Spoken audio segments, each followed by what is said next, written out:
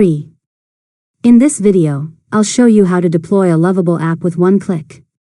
First, open your web browser and go to the Lovable website. Sign into your account and open the project you want to publish. Next, review your application and make sure everything is working correctly.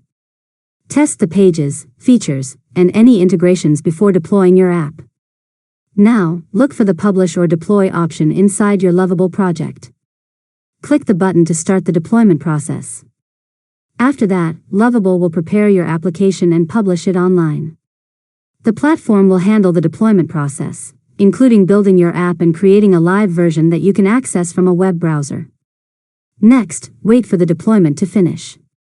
Once your app is published, Lovable will provide you with a live URL that you can open and share with others. Finally, open the published link and test your application online. If you need to make changes, return to your Lovable project, update the design or functionality, and deploy the new version again. And that's it. You've successfully learned how to deploy a Lovable app with one click. If you found this tutorial helpful, make sure to subscribe to Learn Mode Lab for more tutorials.